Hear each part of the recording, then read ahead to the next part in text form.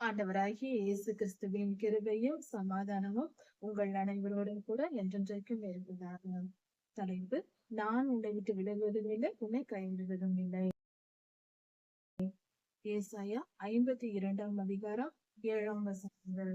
இந்த வேத பகுதியில் கர்த்தர் இஸ்ரவேலரை, அதாவது பாபிலோனில் சிறைப்பட்டு போயிருந்த இஸ்ரவேலர்களை வரவழைப்பேன் என்று சொன்ன தீர்க்க தரிசனங்களும், அவர்கள் வரும்போது எப்படி இருக்கும் சூழ்நிலை என்பதை பற்றியும் கூறின ஆசீர்வாதமான வார்த்தைகள் இந்த வேத பகுதியில் கொடுக்கப்பட்டிருக்கிறது. அது மட்டுமல்லாமல் ஆண்டவராகிய இயேசு கிறிஸ்து சிலுவையில் நமக்காக பலியாவதற்கு முன்பாக 500 வருடங்களுக்கு முன்பாக ஏசாயா தீர்க்கதரிசி சொன்ன சிலுவை மரணத்தை குறித்து, நமது ஆண்டவர் அனுபவிக்க போகிற பாடுகள், அவர் சிலுவையில் தொங்கும் போது அவருடைய முக ரூபம் எப்படி இருந்தது, அவர் எப்படி தொங்கினார் என்பதை பற்றி நடப்பதற்கு 500 வருடங்களுக்கு முன்பாகவே ஏசாயா தீர்க்கதரிசி எழுதி வைத்திருக்கிறார். மிக துல்லியமாக ஒவ்வொரு காரியத்தையும் எழுதி வைத்திருக்கிறார். இது ஆச்சரியமும் அற்புதமுமானது. கர்த்தரை இதை வெளிப்படுத்தி இருக்கிறார் தீர்க்கதரிசிக்கு. இந்த காரியங்கள் இந்த வேத பகுதியில் கொடுக்கப்பட்டிருக்கிறது. சமாதானத்தை கூறி நற்காரியங்களை சுவிசேஷமாய் அறிவித்து ரட்சிப்பை பிரசித்தப்படுத்தி, கர்த்தர் சொல்லுகிறார், ஒரு மனிதன் மலையின் மேல் நின்று கர்த்தருடைய சமாதானத்தை கூறும்படி மலையின் மேல் நிற்கிறார். அவர் சமாதானத்தை சொல்லுகிறார், நற்செய்தியை சுவிசேஷமாக அறிவிக்கிறார், உன் தேவன் ராஜரீகம் பண்ணுகிறார் என்று சொல்லுகிறார். அப்படி சொல்லுகிற ஒருவர் மலையின் மேல் நிற்கிறார். அவருடைய பாதங்கள் எவ்வளவு அழகாயிருக்கிறது என்று சொல்லப்பட்டிருக்கிறது. இந்த இடத்தில் இந்த வார்த்தைகள் நமது ஆண்டவராகிய இயேசு கிறிஸ்துவை அவருடைய முதலாம் வருகையில் என்ன செய்ய போகிறார் என்பதை 500 வருடங்களுக்கு முன்பாக சொல்லப்பட்டிருக்கிறது. இது அற்புதமும் ஆச்சரியமாய் இருக்கிறது. நமது ஆண்டவராகிய இயேசு கிறிஸ்து பிறந்த பின்பு மலையின் மேல் நின்றுதான் சுவிசேஷம் அறிவித்தார். ஜனங்களை அழைத்து மலை பிரசங்கம் செய்தது மலைகளின் மேல்தான் என்பது நமக்கு துல்லியமாய் தெரிந்த காரியம். இதை அதற்கு முன்பாகவே, நடப்பதற்கு முன்பாக, நூற்றுக்கணக்கான வருடங்களுக்கு முன்பாக ஏசாயா தீர்க்கதரிசி சொல்லுகிறார், நமது ஆண்டவராகிய இயேசு கிறிஸ்து பிறப்பார். அவர் மலையின் மேல் நின்று சுவிசேஷம் அறிவிப்பார், சமாதானத்தை கூறுவார், சுவிசேஷம் அறிவிப்பார், ரட்சிப்பை வெளிப்படுத்துவார். இது என்ன 3 காரியங்கள்? நமது ஆண்டவராகிய இயேசு கிறிஸ்து செய்ய போகிற காரியங்கள் முதல் வருகையில் என்று சொன்ன வார்த்தைகளில் முதலில் சமாதானத்தை கூறுதல். அவர் சமாதான பிரபுவாய் வருவார் என்று தீர்க்க தரிசனம் சொல்லப்பட்டிருக்கிறது. ஆண்டவராகிய இயேசு கிறிஸ்து மலையின் மேல் சமாதானத்தை கூறிதான் அவர் வாழ்ந்தார். அவர் நியாய தீர்ப்பை சொல்லவில்லை, சமாதானத்தை ஜனங்களுக்கு போதித்தார், சமாதானத்தை தான் செய்தார். ஏழைகளோடும் எளியவர்களோடும் அவர் சமாதானத்தை வெளிப்படுத்ததான் வந்தார். முதல் வருகையில் அவர் வரும் பொழுது எங்கும் நியாய தீர்ப்பை சொல்லவோ துன்மார்க்கரை அழிக்கவோ அவர் வரவில்லை. அவர் சமாதானத்தை கூறி மனம் திரும்புங்கள் என்று பிரசங்கிக்க வந்தார். இப்படிதான் நடந்தது. மற்ற ஜனங்களின் மேல் அவர் சமாதானத்தை சொல்ல வந்தார். மலை பிரசங்கத்தில் அப்படிதான் செய்தார். சகல ஜனங்களும் கர்த்தருடைய, அதாவது பிதாவாகிய தேவனுக்கும் மனிதர்களுக்கும் இடையில் சமாதானத்தை உண்டு பண்ணும்படியாக கர்த்தர் உங்கள் பாவங்களை மன்னிக்கிறார், மனம் திரும்புங்கள் என்று நற்செய்தி சொல்லதான் ஆண்டவராகிய இயேசு கிறிஸ்து வந்தார். அதை தான் இந்த தீர்க்க தரிசனமாக சொல்லப்பட்டிருக்கிறது. அவர் சமாதானத்தை கூறினார், முதல் காரியம். இரண்டாவது காரியம், நற்காரியங்களை வெளிப்படுத்தினார். நற்காரியங்களை சுவிசேஷமாக அறிவித்தார். சுவிசேஷம் என்றால் நற்செய்தி என்று பொருள். நல்ல செய்தி சொன்னார். நற்காரியங்களை, நல்ல காரியங்களை, நல்ல செய்தியை சொன்னார். நல்ல காரியங்கள் என்று சொல்லும் பொழுது, மன திரும்புங்கள், கர்த்தர் உங்கள் பாவங்களை மன்னிக்கிறார், பிதாவாகிய தேவன் உங்கள் பாவங்களை மன்னிக்கிறார், உங்களுக்கு பாவ மன்னிப்பு கிடைக்க போகிறது. ஆதாமும் ஏவாளும் பாவம் செய்தார்கள் ஆதியிலே, நம்முடைய முற்பிதாக்கள் அவர்கள். அவர்கள் செய்த பாவத்தின் நிமித்தம் பூமி சபிக்கப்பட்டதாயிற்று. எல்லா மனிதரும் பரலோகத்திற்கு போக முடியாமல் பாவத்தில் கிடந்தார்கள். அக்னி கடலுக்கே பங்கடைய வேண்டிய சூழ்நிலை இருந்தது. ஆண்டவராய் இயேசு கிறிஸ்து பிறக்கவில்லை என்றால், அவர் தம்மை தாமே பாவ நிவாரண பலியாக, குற்ற நிவாரண பலியாக ஒப்பு கொடுக்கவில்லை என்றால் இதுதான் நடந்திருப்பது. பரலோகத்தை மனிதர்கள் நினைத்து கூட பார்க்க முடியாது. ஏனென்றால் பாவம் வந்து விட்டது நமக்குள். இப்படி இருக்க கர்த்தர் அவர் வந்து நற்செய்தி சொல்லுகிறார். என்ன நற்காரியங்களை சொல்லுகிறார். நான் உங்களுக்காக பலியாக போகிறேன், என் ரத்தம் உங்களை கழுவ போகிறது, நீங்கள் பரிசுத்தம் அடைந்து பரலோகம் போக போகிறீர்கள். அதுதான் நற்செய்தி. ரட்சிப்பு உங்களுக்கு வந்தது, உங்களுக்கு பாதுகாப்பு வந்து விட்டது. பாவத்திலிருந்து விடுதலையும், நீங்கள் மனம் திரும்பினால் பாவத்திலிருந்து விடுதலையாக்கப்பட்டு பரிசுத்தமாக்கப்பட்டு பரலோகத்திற்கு எடுத்துக் கொள்ளப்படுவீர்கள் என்ற வார்த்தையை நற்செய்தியாய் அவர் சொன்னார். பிதாவுக்கும் மனிதருக்கும் சமாதானத்தை உண்டு பண்ணவும், ஜனங்களுக்கு மனம் திரும்புதலை நற்காரியங்களாய் நற்செய்தியாய் சொல்லவும், சுவிசேஷமாய் சொல்லவும், உங்களை நான் பாதுகாக்க வந்து விட்டேன், என் ரத்தம், என் நாமம், என்னுடைய வசனம் உங்களை பாதுகாக்கும் என்று ரட்சிப்பை அறிவிக்கவும், ரட்சிப்பு என்றால் பாதுகாப்பு, பாதுகாப்பை கொடுக்கவும் கர்த்தர் வந்திருக்கிறார். இந்த காரியங்களை தான் அவர் செய்தார். அவர் செய்த 3 காரியங்களும் இதுதான். அதை தான் இந்த இடத்தில் சொல்லப்பட்டிருக்கிறது. இப்படி அவர் செய்வார், மலையின் மேல் நின்று இந்த காரியங்களை செய்வார் என்று அவர் நின்று செய்யக்கூடிய இடங்கள் கூட, மலைகள் கூட சொல்லப்பட்டிருக்கிறது. இதில் என்னவென்றால் 2 காரியங்கள் இதில் கவனிக்க வேண்டும். கர்த்தர் மலை உபதேசம் என்று நாம் சொல்லுகிற உபதேசங்களை ஜனங்களை கூட்டி செய்ததும் மலைகளின் மேல்தான். ஊருக்கு வெளியே புறம்பான மலையில் ஜனங்களை வரவழைத்து அங்குதான் உபதேசித்தார். எந்த ஊருக்குள்ளும் தெருவுக்குள்ளும் எங்கும் அவர் சொல்லவில்லை. ஜனங்கள் கர்த்தரை தேடி வந்தார்கள். கர்த்தர் மலையில் நின்றுதான் பிரசங்கித்தார். அது அந்த காலத்தில் மைக் வசதி கிடையாது. மலையின் மேல் நின்று நாம் பேசினால் அந்த சத்தம் கீழே இருக்கிறவர்களுக்கு அதிகமாய் கேட்கும்.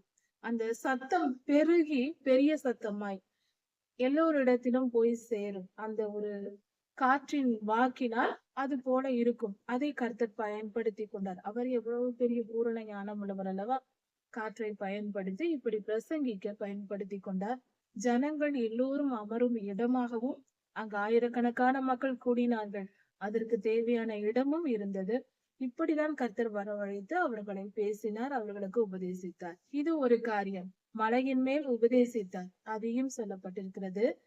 மலையின் மேல்தான் சிலுவையில் நமக்காக பலியானார், அதுவும் சொல்லப்பட்டிருக்கிறது. அவருடைய பாதங்கள் எவ்வளவு அழகானவை என்று. நமக்காக ஆணிகளால் அடிக்கப்பட்டு தம்முடைய ரத்தத்தை சிந்தின அவருடைய பாதங்கள் எவ்வளவு அழகானது. நாம் பரலோகத்தில் போய் பார்க்கும் போது நமது ஆண்டவராகிய இயேசு கிறிஸ்துவின் திருப்பாதங்களில் ஆணிகளால் அடிக்கப்பட்ட அவர் காயங்களை நம்மால் பார்க்க முடியும். அந்த காயங்களை நாம் பார்த்தால்தான் அவர்தான் ஆண்டவராகிய இயேசு கிறிஸ்து என்பதற்கு அடையாளமாக அவர் திருக்கரங்களிலும் அவருடைய திருப்பாதங்களிலும் அவைகள் இருக்கிறது. உன் ஜாமக்காரருடைய சத்தம் கேட்கப்படும், அவர்கள் திரும்பி வரும்போது அதை கண்ணார காண்பார்கள் என்று சொல்லப்பட்டிருக்கிறது. அப்படி என்றால் இஸ்ரவேலர்கள் பாபிலோனுக்கு சிறைப்பட்டு போயிருந்தார்கள். அவர்கள் அங்கிருந்து திரும்பி வரும்போது, எருசலேமுக்கு அவர்கள் வரும்போது ஜாமக்காரரின் கண்கள் அவர்களை பார்க்கும் என்று சொல்லப்பட்டிருக்கிறது. அவர்கள் திரும்பி வருவார்கள் இஸ்ரவேல் தேசத்திற்கு என்பதை உறுதிப்படுத்தும் விதமாக இந்த வார்த்தை சொல்லப்பட்டிருக்கிறது. அவர்கள் சத்தமாய் ஏகமாய், அதாவது கெம்பீரித்து பாடுவார்களாம், கெம்பீரித்து சத்தமிடுவார்களாம், ஜாமக்காரர்கள் கர்த்தருடைய ஜனங்கள் வருவதை பார்த்து என்று சொல்லப்பட்டிருக்கிறது. இது ஒரு பொருளா இருக்கிறது. இது நடந்து முடிந்து விட்டது. பாபிலோனில் இருந்து இஸ்ரவேலர்கள் புறப்பட்டு வந்து விட்டார்கள். இந்த காரியங்கள் எல்லாம் 2000 வருடங்களுக்கு முன்பே நடந்து விட்டது. ஆனால் இந்த வசனம் இன்றைக்கு இதன் பொருள் என்ன என்று சொல்லும் பொழுது, ஜாமக்காரர்கள் யார் என்பதை, இந்த காலத்திற்கு இதன் பொருள் என்ன என்றால், ஜாமக்காரர்கள் என்று சொல்லும் போது கர்த்தருடைய வருகைக்காய் காத்திருந்து ஜெபிக்கிற மக்கள், விழித்திருந்து ஜாமக்காரர் கூட்டம் என்று சொல்லப்படுகிறது வேதத்தில். விழித்திருந்து ஜெபித்து கொண்டு கர்த்தருடைய வருகைக்காய் காத்திருக்கிற கர்த்தருடைய ஜனங்களை குறிக்கிறது. நாம் எல்லாரும் கர்த்தருடைய வருகைக்கு காத்திருக்கிறோம், நாம் ஜெபித்து கொண்டிருக்கிறோம். நம்மை தான் இது குறிக்கிறது. அப்படி கர்த்தர் வரும் பொழுது, இந்த பூமிக்கு வரும் பொழுது நாம் எல்லோரும் சந்தோஷமாய் கெம்பீரித்து பாடுவோம். அவர் வரும் நேரம் ஜாமக்காரர் நேரம் என்று சொல்லப்பட்டிருக்கிறது. இதன் பொருள், இதில் ஒரு ஆழமான ஒரு பொருள் புதைந்திருக்கிறது. அது என்னவென்றால், ஜாமக்காரர் என்று சொல்லும் போது இரவு நேரத்தை குறிக்கிறது. ஜாமம் காக்கிறவர்கள் என்று சொல்வார்கள். இரவு நேரத்தை முதலாம் ஜாமம், இரண்டாம் ஜாமம், மூன்றாம் ஜாமம் என்று பிரிப்பார்கள். இப்படி அந்த நேரத்தை, ஒரு ஜாமம் என்பது சுமார் 2.75 மணி நேரம், அப்படி வரும், அந்த நேரம் வரும். இப்படி அவர்கள் அந்த நேரத்தை பிரித்து அவர்கள் ஜாமம் காப்பார்கள். இரவில் எந்தவித துன்மார்க்கரும் அந்த காலத்தில் நகரத்திற்குள் வராதபடிக்கு, ஊருக்குள் திருடர்கள் மற்றவர்கள் வந்துவிடக் கூடாது என்பதற்காக ஜாமக்காரர்கள் ஊரை காவல் காத்து கொண்டு இருப்பார்கள். இதைதான் சொல்லுகிறது. ஆனால் இந்த காலம் இரவு நேரம். அப்படி என்றால் இந்த பூமியில் கர்த்தருடைய வருகை என்பது எப்படி இருக்கும் என்றால், அது உபத்திரவ காலத்தின் மத்தியில் இருக்கும். உபத்திரவ காலமும் மகா உபத்திரவ காலமும் 2 காலங்கள் இருக்கிறது. இதன் இடையில் தான் ஆண்டவருடைய ரகசிய வருகை இருக்கும். அப்படி என்றால் இந்த உபத்திரவ காலம் என்பது இந்த பூமிக்கு 2 காலமாய் இருக்கிறது. இருள் மூடும் நேரம் இரவு நேரம் என்று சொல்வோம். அதே போல இருளின் சாயலான பொல்லாதவன் இந்த பூமியை ஆளுகை செய்கிற காலம் உபத்திரவ காலம். அவனுடைய ஆளுகை பெரிதா இருக்கும். இந்த உலக தோற்றத்திற்கு முன்பிருந்து இப்பொழுது வரைக்கும் இல்லாத காலம் அந்த உபத்திரவ காலம். கடைசி கால அதிக உபத்திரவம், அதிகமான மகா உபத்திரவ காலங்கள் வருகிறது. கர்த்தருடைய பிள்ளைகளுக்கு மிகவும் துன்ப காலமாய் இருக்கும். இதுவரை பூமி கண்டிராத அளவுக்கு அந்த காலம் வரப்போகிறது. அந்த காலத்தில் தான் இடையில் கர்த்தர் வருவார் என்பதற்கு இது ஒரு அடையாளம். ஜாமக்காரர்கள் கம்பீரிப்பார்கள் என்று சொல்லும் பொழுது உபத்திரவ காலத்தில், அதாவது இருண்ட காலம், அந்த இருளின் காலம், உபத்திரவ காலம் 3.5 வருடம், மகா உபத்திரவ காலம் 3.5 வருடம். இந்த இரவு நேர பொழுது என்பது இந்த 7 வருட உபத்திரவ காலத்தை குறிக்கிறது. இந்த இடைப்பட்ட அந்த நேரத்தில் 3.5 வருட உபத்திரவ காலம் முடிந்த பின்பு 7ஆம் எக்காலம் ஊத போகிற அந்த நேரத்தில், ஊதுவதற்கு முன்பாக ஊத போகிற போது கர்த்தருடைய வருகை இருக்கும். ரகசிய வருகை, எடுத்துக்கொள்ளப்படுதல் அப்பொழுது நடக்கும். இதைதான் இந்த இடத்தில் சொல்லப்பட்டிருக்கிறது. எருசலேமின் பாழான நகரங்களே, முழங்கி சந்தோஷமாய் இருங்கள் என்று சொல்லப்பட்டிருக்கிறது. எருசலேமின் பாழான இடங்கள் என்று சொல்லும் போது இன்றைக்கு நமக்கு பொருந்துகிற இடம். அந்த காலத்தில் எருசலேம் நகரத்தில் பாழான இடங்களில் இஸ்ரவேலர்கள் மீண்டும் பாபிலோனிலிருந்து மீண்டும் வந்து அவர்கள் எல்லாவற்றையும் ஆளுகை செய்து விவசாயம் செய்து தேசத்தை நல்லபடியாக செழிப்பாக்குவார்கள் என்ற பொருளில் சொல்லப்பட்டது. அது நடந்து முடிந்தது. இன்றைய காலத்திற்கு இது என்ன பொருத்தம்? எருசலேம் நகரம் என்று சொல்லும் பொழுது கர்த்தருடைய ஜனங்கள், உலகெங்கும் இருக்கிற கிறிஸ்தவர்கள், யூதர்கள், கர்த்தரை நம்பி இருக்கிற கர்த்தருடைய ஜனங்கள், இஸ்ரவேலர்கள், கிறிஸ்தவர்கள் என்று சொல்லலாம். இப்படிப்பட்ட ஜனங்கள் பாழாய் கிடக்கிறவர்கள். அப்படி என்றால் மிகுந்த துன்பத்திலும் உபத்திரவத்திலும் இருக்கிற திருச்சபைகள், ஜனங்கள் யாராயிருந்தாலும் அவர்களுக்கு அவர்களை கெம்பீரித்து பாடுங்கள் என்று சொல்லப்பட்டிருக்கிறது. சந்தோஷமாய் துதித்து பாடுங்கள், கம்பீரமாய் பாடுங்கள், இதோ கர்த்தர் வருகிறார். உபத்திரவத்தின் மத்தியில் ஆண்டவர் வரப்போகிறார். மகா துன்பத்தை அனுபவித்துக் கொண்டிருக்கும் பொழுது திடீரென்று அப்பா வருவார். 3.5 வருட உபத்திரவ காலம் முடிந்த பின்பு கர்த்தர் தம்முடைய ஜனங்களுக்கு ஆறுதல் செய்து மீட்டு கொண்டார். இது முதலாம் வருகையையும் குறிக்கிறது. முதல் வருகையை தான் ஏசாயா தீர்க்கதரிசி சொல்லி இருக்கிறார். அது இன்றைக்கும் நமக்கும் பொருந்துகிறது. வேத வசனங்களுக்கு பல பொருள்கள் உண்டு, பலவித லேயர்ஸ் உண்டு அர்த்தம் சொல்லும் போது. அந்த காலத்தில் அது நடந்தது, இந்த காலத்திற்கும் இந்த வசனம் அது நடந்து முடிந்து விட்டது, இந்த வசனம் பயன்படாது என்ற பொருள் அல்ல. இந்த காலத்திற்கு இது 2ஆம் வருகையை குறிக்கிறது. கர்த்தர் திடீரென்று வருவார் நம்மை பாதுகாக்க. கர்த்தர் தம்முடைய ஜனங்களுக்கு ஆறுதல் செய்து எருசலேமை மீட்டுக் கொண்டார். கர்த்தருடைய முதல் வருகையில் இந்த உலகத்திற்கு வந்து தம்மை தாமே பலியாய் ஒப்பு கொடுத்து எருசலேம் ஆகிய கர்த்தருடைய ஜனங்கள், அவரை நம்பி இருக்கிறவர்களே அவர் மீட்டுக் கொண்டார். தம்முடைய ஜனத்திற்கு ஒரு ரட்சிப்பை, பாதுகாப்பை அருளும்படியாக அவர் வந்தார். அவர் வரவில்லை என்றால் பரலோகத்தை நாம் நினைக்க முடியாது, மீட்பு நமக்கு கிடைக்காது. எல்லா மனிதரும் பிறந்து வாழ்ந்து பாவ மன்னிப்பு கிடைக்காததினால் நாம் அக்னி கடலில் போய் சேர்ந்திருப்போம். ஆனால் இப்பொழுது அப்படி அல்ல. நாம் கர்த்தரை விசுவாசித்தால் போதும், பரலோகம் நிச்சயம். எல்லா ஜாதிகளுக்கும் முன்பாக கர்த்தர் தம்முடைய புயத்தை வெளிப்படுத்துவார். அவருடைய திருக்கரங்கள் என்று பொருள். அப்படி என்றால் அதன் அவருடைய பெலன் என்று பொருள், வல்லமை என்று பொருள். அவர் சகல ஜனங்களுக்கும் தம்முடைய வல்லமையை வெளிப்படுத்துவாராம். கர்த்தருடைய வல்லமை விளங்க போகிறது. அப்படி என்றால் அவர் மகிமைப்படுவார். பல காரியங்களை தம்முடைய ஜனங்களுக்காக செய்ய போகிறார். உபத்திரவ காலத்தின் மத்தியில் ஜனங்கள் இஸ்ரவேலர்கள் ஆதி முதல் எப்பொழுதெல்லாம் அவர்கள் நெருக்கப்படுகிறார்களோ, ஒடுக்கப்படுகிறார்களோ, இரண்டாம் வருகையின் போது மட்டுமல்ல, ஆதி முதல் அதான் நடந்து கொண்டிருக்கிறது. கர்த்தருடைய ஜனங்கள் ஒடுக்கப்படும் பொழுதெல்லாம் கர்த்தர் வந்து அவர்களை மீட்பது என்பது எப்பொழுதும் நடக்கிற காரியம்தான். அதே போலதான் இப்பொழுதும் செய்வேன் என்று சொல்லுகிறார் கர்த்தர். ஆனால் இந்த முறை நாம் உலகெங்கும் இருக்கிற இஸ்ரவேலர்களாகிய கர்த்தருடைய ஜனங்கள், ரட்சிக்கப்பட்டவர்களை குறிக்கிறது. அவர்கள் நாம் படுகிற துன்பங்கள் பெரிதாயிருக்கும். நம்முடைய காலத்தில் நாம் மிகுந்த பாடுகளை இந்த உலகத்தில் அனுபவிக்க நேரிடும். இப்பொழுதே அனுபவித்துக் கொண்டுதான் இருப்போம். இனியும் வருகிற காலமும் அதிகமாய் அப்படிப்பட்ட பாடுள்ள நாட்கள். கர்த்தரை துதிப்பதற்கும் ஆராதிப்பதற்கும் பலவித தொல்லைகளும் பலவிதமான பாடுகளையும் நாம் அனுபவிக்க நேரிடும். எல்லாவற்றிலும் உறுதியா இருக்க வேண்டும். கர்த்தர் வந்து நம்மை மீட்டுக் கொள்வார். பூமியின் எல்லைகளில் உள்ளவர்கள் எல்லாம் கர்த்தருடைய ரட்சிப்பை காண்பார்கள். இந்த வசனம் மிக துல்லியமாக இரண்டாம் வருகையை தான் குறிக்கிறது. பூமியின் எல்லைகளில் உள்ளவர்கள் எல்லாம், பூமி என்று சொல்லப்பட்டிருக்கிறது ஒரு தேசம் மட்டுமல்ல, உலகெங்கும் இருக்கிற எல்லா ஜனங்களும், தீவுகளிலும் பிற தேசங்களிலும் உலகெங்கும் இருக்கிற ஜனங்கள் எல்லோரிலும் நமது தேவனுடைய ரட்சிப்பை காண்பார்கள். இங்கு குறிப்பிட்ட தேவனுடைய ரட்சிப்பு என்று சொல்லப்பட்டிருக்கிறது. பிதாவாகிய தேவனுடைய பாதுகாப்பு, அதை நாம் பார்ப்போம் என்று சொல்லப்பட்டிருக்கிறது.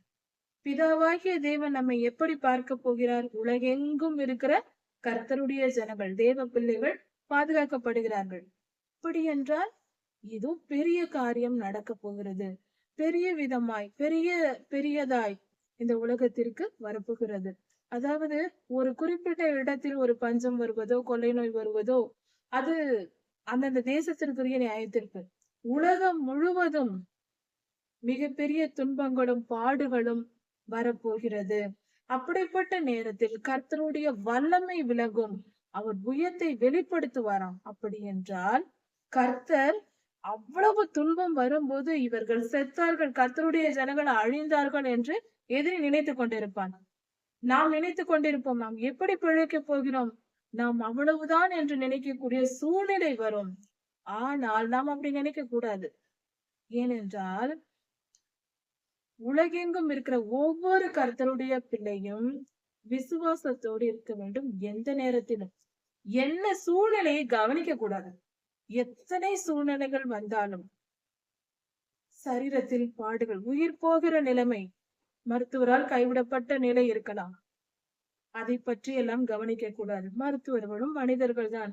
அற்புதம் செய்கிற நம் தேவன் ஒருவர் இருக்கிறார், அதனால் பயப்படக்கூடாது. யுத்தங்களில் செய்திகள் வருகிறது. அப்படிப்பட்ட யுத்தங்களும் நெருக்கடியான சூழ்நிலைகள் வரும்போதும் நாம் என்ன ஆவோம் என்று தெரியாது. அப்படிப்பட்ட நிலையிலும் நாம் விசுவாசத்தோடு இருக்க வேண்டும். நிச்சயம் தேவனுடைய ரட்சிப்பை நம்மால் காண முடியும் என்று இந்த வசனம் சொல்லுகிறது. நமக்கு தேவனுடைய ரட்சிப்பு, கர்த்தருடைய வல்லமையான புயம் நமக்கு வெளிப்படும்படியாய் கர்த்தர் மகிமையான காரியங்களை செய்வார். அவர் நாமம் புகழும்படியாய் செய்வார். அவரை நாம் புகழ்ந்து போற்றும்படியாய் நம்மை பாதுகாத்து அற்புத விதமாய் இதுவரை கண்டிராத, உலகம் கண்டிராத அற்புதங்களும் அடையாளங்களையும் கர்த்தர் நிகழ்த்துவார் என்பதே இதன் பொருள். இதுவரை கண்டிருக்க மாட்டோம். திடீர் என்று எத்தனை விதமான அற்புதங்கள், பாதுகாப்புகள், எல்லாரும் உலகமே ஆச்சரியப்படும். கர்த்தரை அறியாத மக்களும் பார்த்து ஆச்சரியப்படும் அளவுக்கு கர்த்தர் நம்மை பாதுகாப்பார். புறப்படுங்கள், அந்த இடத்தை விட்டு புறப்படுங்கள், அசுத்தமானதை தொடாதிருங்கள் என்று கர்த்தர் சொல்லுகிறார். இது ஒரு ஆசாரியனுக்கு சொல்லப்படுகிறது பழைய ஏற்பாட்டு காலத்தில். அப்படி என்றால் இன்றைய காலத்திற்கு இது கர்த்தருடைய எல்லா ஊழியர்களுக்கும் இது சொல்லப்படுகிற காரியம். கர்த்தரால் அபிஷேகம் பண்ணப்பட்டவர்கள் புறப்படுங்கள் என்று சொல்லப்படுகிறது. அசுத்தமானதை தொடாதிருங்கள். அப்படி என்றால் பரிசுத்தமாய் இருந்து கொண்டு நம்முடைய செயல்கள், நம் நினைவுகள், சிந்தனைகள் எல்லாவற்றிலும் பரிசுத்தமாய் இருந்து கர்த்தரால் அபிஷேகம் பண்ணப்பட்ட கர்த்தருடைய பிள்ளைகள் எல்லோரும் கர்த்தருக்கு காத்திருந்து புறப்பட்டு போங்கள் என்று கர்த்தர் சொல்லுகிறார். இது நம்முடைய பாதுகாப்புக்காக கர்த்தருடைய ஊழியர்களை குறித்து கர்த்தர் சொல்லுகிற காரியம். கர்த்தருடைய பாத்திரங்களை சுமக்கிறவர்களே, அதன் நடுவில் இருந்து புறப்பட்டு உங்களை சுத்திகரித்துக் கொள்ளுங்கள். கர்த்தருக்கு ஊழியம் செய்து கொண்டிருக்கிற ஜனங்களே, நீங்கள் புறப்படுகிற நேரம் வந்தது. கர்த்தருடைய ஊழியர்களுக்கு கடைசி நேரத்தில் ஒரு வேலையை வைத்திருக்கிறார். அதனால்தான் புறப்படுங்கள். நம் இடத்தை விட்டு புறப்படக்கூடிய ஒரு நிலை வரும். நாம் தங்கி இருக்கிற இடங்கள், நாம் செய்ய வேண்டிய செயல்கள் இதுவரை செய்தது அல்ல. புதிய காரியங்களை நாம் செய்ய போகிறோம். கர்த்தருடைய ஊழியர்கள் என்று பொருள். இது எல்லோரும் உலகெங்கும் இருக்கிற ஜனங்கள் கூடி கர்த்தருடைய ஊழியர்கள் சேர்ந்து செய்ய வேண்டிய சில காரியங்கள் உண்டு. அதை கர்த்தர் வழி நடத்தி செய்ய வைப்பார் என்பது இதன் பொருள். நீங்கள் தீவிரித்து புறப்படுகிறது இல்லை. நீங்கள் ஓடி போகிறவர்களைப் போல நீங்கள் ஓடி போவதில்லை. கர்த்தர் உங்கள் முன்னே போவார். இஸ்ரவேலின் தேவன் உங்கள் பின்னே காக்க வல்லவராயிருக்கிறார். அதாவது நமது ஆண்டவராகிய இயேசு கிறிஸ்து நமக்கு முன்னே சென்று நாம் அவர் பின் தொடர்ந்து போவோம். பின்னால் நம்முடைய பிதாவாகிய தேவன் நம்மை காப்பார். புறப்பட்டு ஓடி எல்லாம் போக மாட்டோம். முன்னால் ஆண்டவராகிய இயேசு கிறிஸ்து, பின்னால் பிதாவாகிய தேவன். எப்படிப்பட்ட பாதுகாப்பு! பொதுவாக இதை சொல்லும் பொழுது இந்த யானையை பற்றின ஒரு நினைவு வருகிறது. யானைகள் காட்டில் சுதந்திரமாய் இருக்கிற மலை பிரதேசங்களில் இருக்கிறவர்கள் இதை அறிவார்கள். மலை பிரதேசங்களில் பார்க்கும்போது சில நேரங்களில் ஊருக்குள் கூட வரும். பக்கத்தில் இருக்கிற கிராமங்களுக்கெல்லாம் வரும். அந்த யானைகள் வரும்பொழுது குடும்பமாக கூட்டமாக தான் வரும். தனியாக வராது, குடும்பமாக வரும். அப்படி குடும்பமாக யானை வரும் பொழுது முதலில் பெரிய யானை வரும், கடைசியில் ஒரு பெரிய யானை வரும். அந்த யானை குட்டிகள் எல்லாம் நடுவில் தான் வரும். இப்படி தன் குடும்பத்தை பத்திரமாய் பாதுகாத்து செல்லும். இந்த யானை கூட்டத்திற்கு இருக்கிற இயல்பு, பொதுவாக மனிதர்கள் கூட குடும்பமாய் நாம் வெளியே சென்றால் ஆண்கள் முன்னாக செல்வார்கள், பிள்ளைகள் பெண்கள் பின்னால் வருவது ஒரு வித பழக்கம்தான் எந்த காலத்திலும். அதே போல யானை கூட்டமும் செய்யும். ஏனென்றால் அது முழு பாதுகாப்பு. முன்னால் இருந்தும் பாதுகாத்து போகும் வழியை காட்டி வழி நடத்தி செல்வது குடும்பத்தை, பின்னால் இருந்தும் பாதுகாப்பது. இப்படிதான் யானைகள் செய்யும். அது போல கர்த்தர் நம்மை அப்படியாக பத்திரமாய் பாதுகாத்து நம்மை வழி நடத்தி செல்வார். நம்முடைய பாதுகாப்பு எந்த அளவுக்கு பெரியதா இருக்கிறது! முன்னால் ஒரு தேவதூதரை அனுப்பலாம், பின்னால் ஒரு தேவதூதரை அனுப்பினால் போதும் அல்லவா? அவரே இறங்கி வருகிறார். குமாரன் இறங்கி முன்னால் வழி நடத்தி செல்ல, பிதாவாகிய தேவன் பின்னால் காப்பாற்ற, அவர் அவ்வளவு முக்கியத்துவம் நமக்கு கொடுப்பதற்கு நாம் என்ன செய்தோம்? வெறும் மண்ணினால் செய்யப்பட்ட மனிதன். எவ்வளவு நம்ம நேசிக்கிற ஆண்டவர், நம் தேவன் எவ்வளவு அன்புள்ளவர் என்பது இந்த இடத்தில் புரிகிறது. தேவதூதரை அனுப்பலாம் அல்லவா நம்மை பாதுகாக்க. அவரே இறங்கி இதுதான் ஆச்சரியமா இருக்கிறது. வல்லமையுள்ள தேவதூதர்கள் எவ்வளவோ பேர் இருக்கிறார்கள். எத்தனையோ காரியங்கள் பரலோகத்தில் இருக்கிறது. அந்த தேவதூதர்களை அனுப்பி நம்மை பாதுகாக்கலாம், அப்படியும் செய்வார். ஆனால் சில நேரங்களில் அவரே இறங்கி வர வேண்டிய, அவர் எவ்வளவோ பெரியவர், அவரே இறங்கி பாதுகாக்கிறார் என்றால், ஒரு தாய் ஒரு மிகப்பெரிய ஒரு தேசத்தின் ஒரு ராணியாக இருக்கலாம், பிரதம மந்திரியா இருக்கலாம், ஒரு மிகப்பெரிய ஒரு பதவியில் இருக்கிற ஒரு பெண்ணாக இருக்கலாம். அவருக்கு ஒரு குழந்தை இருக்கிறது என்று வைத்துக் கொள்வோம். அந்த குழந்தைக்கு அந்த தாய் சோறு ஊட்டுவார்கள், பால் கொடுப்பார்கள். அந்த தாய் அந்த குழந்தையை பராமரிப்பார்கள். என்னதான் மிகப்பெரிய பதவியில் இருந்தாலும் என் பிள்ளையை நானே கவனிக்க வேண்டும், என் குழந்தைக்கு நான் ஆகாரம் கொடுக்க வேண்டும், என் குழந்தையை நான் பார்த்து வளர்க்க வேண்டும் என்று அவர்கள் கொஞ்ச நேரமாவது தன் பிள்ளையோடு இருப்பார்கள் அல்லவா? அது போலதான் நம் தகப்பனும். ஏனென்றால் அன்பு, பிள்ளையின் மேல் இருக்கிற அன்பு. அதே போலதான் நம் பரம தகப்பனும் நம்மை அவ்வளவாய் நேசிக்கிறார். அவர் அன்பை நாம் புரிந்து கொண்டால் இந்த உலகத்தில் எந்த மனித அன்பையும் எதிர்பார்க்காத மனம். உலகத்தின் அன்பு மாயை, பொய். மாறுகிற மனம் உடையவன் தான் எல்லா மனிதனும். கர்த்தரின் அன்புதான் பரிசுத்தமான அன்பு. மனிதனை நம்புவது, எல்லா மனிதரையும் நம்பக்கூடாது என்று சொல்லவில்லை. அன்புள்ள மனிதர்கள் இருக்கத்தான் செய்கிறார்கள். தேவ அன்பினால் நிறையப்பட்ட தேவ பிள்ளைகள் இருக்கத்தான் செய்கிறார்கள். அதெல்லாம் அன்பு உண்மைதான். ஆனால் அவர்கள் பலனுள்ள வரைக்கும் தான் அந்த அன்பு. சில சந்தர்ப்ப சூழ்நிலைகள் மாறும்போது நம்மை விட்டு அவர்கள் நம் கூடவே இருக்க முடியாது. 24 மணி நேரமும் யாரா இருந்தாலும் உடன் கூடவே இருந்து நம்மை பாதுகாக்க முடியாது. எவ்வளவுதான் நம்மை நேசித்தாலும், தாயாக இருந்தாலும், தகப்பனாக இருந்தாலும், எந்த உறவா இருந்தாலும் முடியாது. ஆயுள் முழுவதும் கூடவே இருக்க எந்த மனிதராலும் முடியாது. நம்மால் நம் பிள்ளைகளோடு இருக்க முடியுமா? முடியாது. ஒரு குறிப்பிட்ட காலம்தான். அது போல மனிதனின் அன்பு அவ்வளவுதான். அவர்கள் பலன் உள்ள வரைக்கும் தான் அன்பு காட்ட முடியும். ஆனால் தேவன் அப்படி அல்ல. நம் ஆண்டவர் தாயின் கருவில் உருவாவதற்கு முன்பே நம் வயிற்றுக்குள் இருக்கும் போதே நம்மை பார்ப்பார், பாதுகாப்பார். மரண தருவாய் நரை வயது வந்து மரணமே வந்தாலும் அந்த நேரத்திலும் நம்மை பார்ப்பார். அவர் கவனிப்பார், நம்மை பாதுகாத்துக் கொள்வார். அவரால் எப்பொழுதும் நம்மோடு இருக்க முடியும். அவர் நித்திய ஜீவனுக்குள்ளும் நம்மை சேர்த்து கொள்வார். அப்பொழுதும் நாம் அவரோடு கூட இருப்போம். இப்படி எப்பொழுதும் நம்மோடு கூட அவரால் இருக்க முடியும். அவருடைய வல்லமை, அவருடைய பலன் அப்படிப்பட்டது. அவர் பெரியவர் அல்லவா? இதோ என் தாசன் ஞானமாய் நடப்பார். அவர் உயர்த்தப்பட்டு மேன்மையும் மகா உன்னதமுமாய் இருப்பார். அவர் உயர்த்தப்படுவார், மகா உன்னதமுமாய் இருப்பார். இது ஆண்டவராகிய இயேசு கிறிஸ்துவின் சிலுவை மரணத்தை குறிக்கிறது.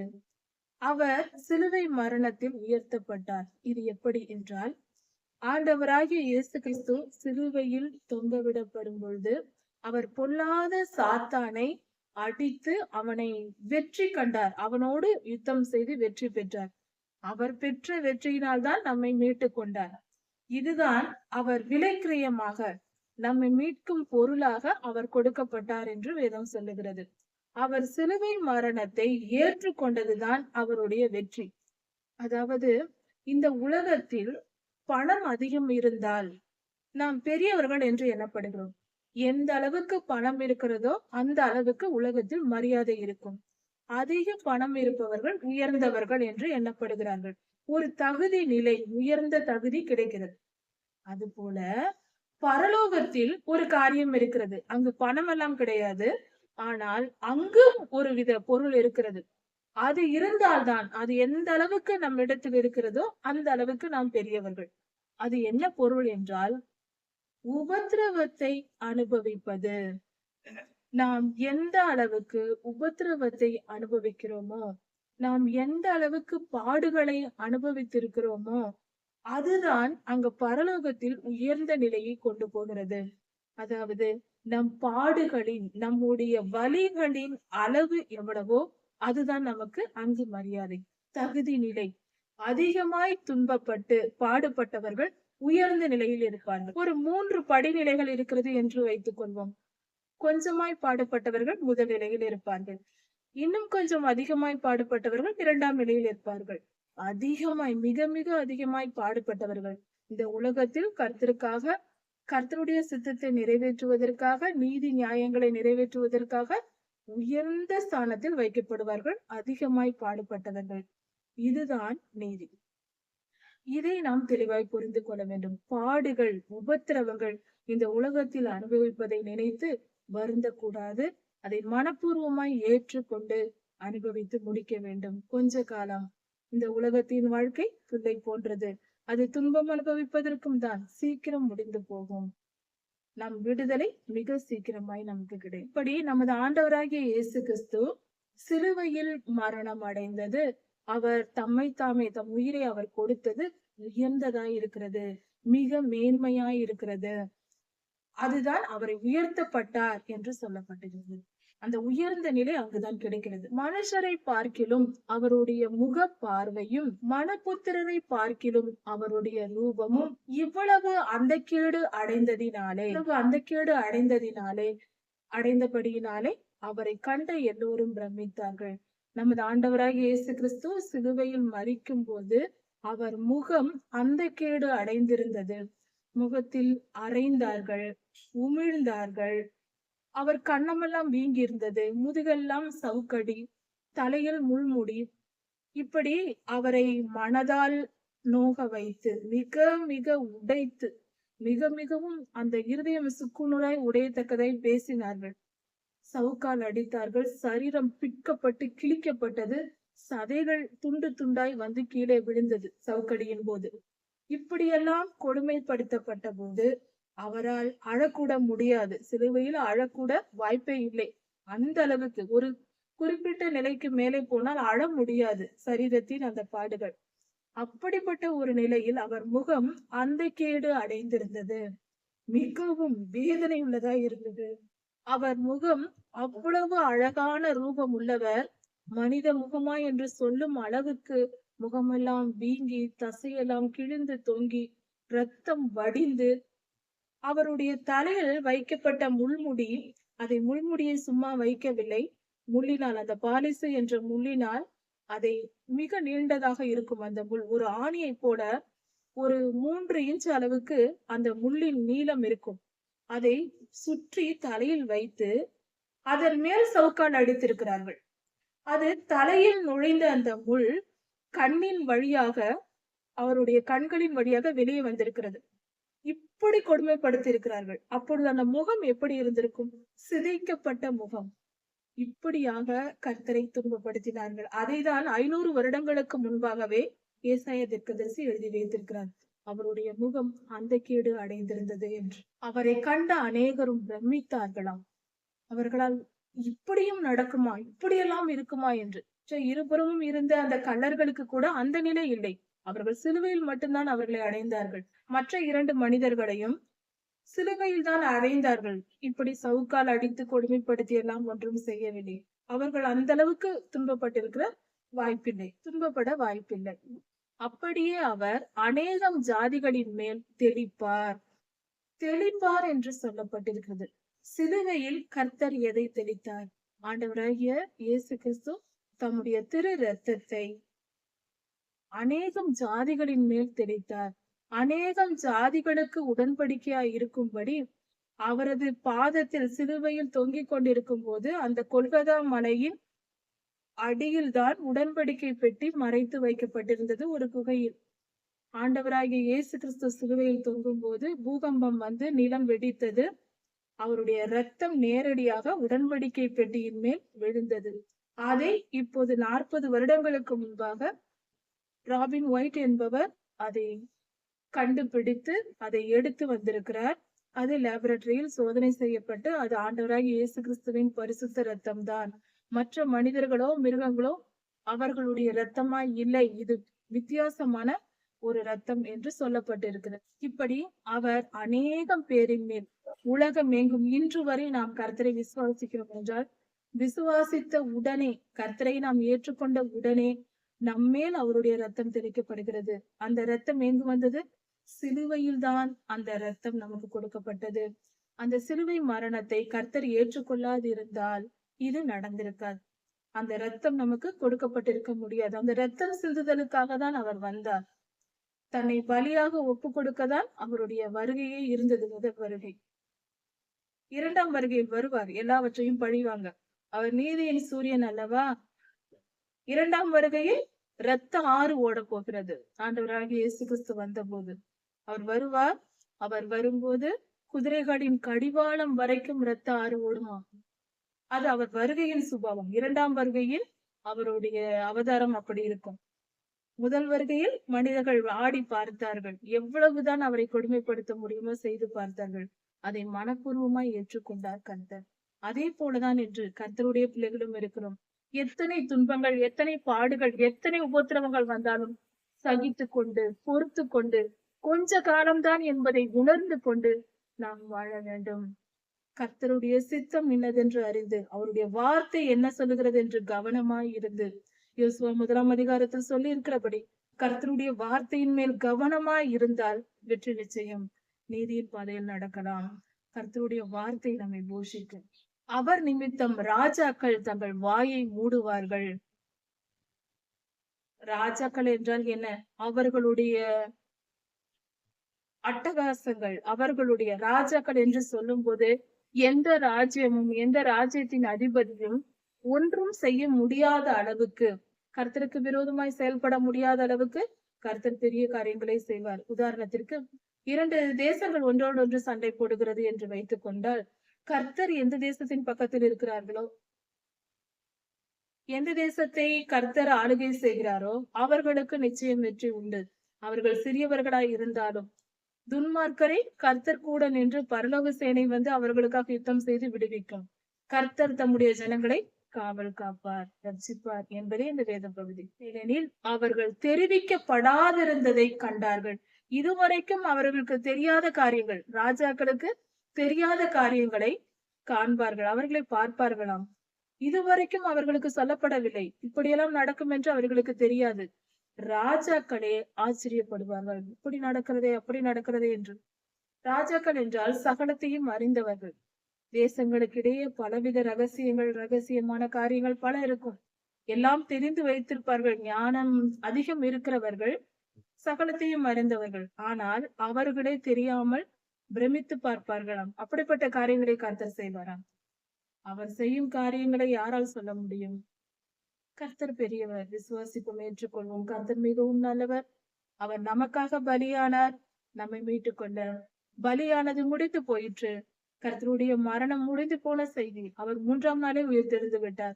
அவருக்காக துக்கம் கொண்டாடி கொண்டிருக்காமல், அவர் மரணம் அடைந்தார் என்று துக்கம் கொண்டாடி கொண்டிருக்காமல், அவருடைய 2ஆம் வருகைக்கு ஆயத்தப்படுவோம். சந்தோஷமாய் உற்சாகமாய் இருப்போம். கர்த்தர் நாமத்தின் நிமித்தம் அவர் பட்ட பாடுகளை நினைத்து நாம் என்ன பாடுகளுக்குள் நாம் மாட்டியிருந்தாலும் அதை குறித்து கவலைப்படாமல் பக்தி வைராக்கியத்தோடு கர்த்தருடைய சேனையாக எழுப்பி நிற்போம். ஏசாயா 53ஆம் அதிகாரம். நமது ஆண்டவராகிய இயேசு கிறிஸ்து இஸ்ரவேல் தேசத்தில் முதல் முறையாக குழந்தையாக பிறந்து வந்து நமக்காக சிலுவையில் பாடுபட்டு நமக்காக ஜீவனை தந்தார். நாம் மீட்கப்படும்படியாக, நாம் பாவத்திலிருந்து விடுதலையாகி பரலோகத்திற்கு செல்லும்படியாக, நம்மை பரலோகத்தில் சேர்த்து கொள்வதற்காக, அதற்கு தகுதி உடையவர்களாக நம்மை பரிசுத்தப்படுத்துவதற்காக கர்த்தர் வந்தார். அப்படி அவருடைய வருகையை சுமார் 700 வருடங்களுக்கு முன்பாக ஏசாயா தீர்க்கதரிசி சொல்லியிருந்தார். அந்த வாசனங்களை நாம் இன்று பார்க்கிறோம். அதாவது ஆண்டவராகிய இயேசு கிறிஸ்து பிறப்பதற்கு 700 வருடங்களுக்கு முன்பாக சொல்லப்பட்ட தீர்க்க தரிசன வார்த்தைகள் மிக துல்லியமாக ஆண்டவராகிய இயேசு கிறிஸ்துவின் பிறப்பின் போதும் சிலுவை மரணத்தின் போதும் நடந்தது. அவருடைய வாழ்நாள் இங்கு அப்படிதான் இருந்தது.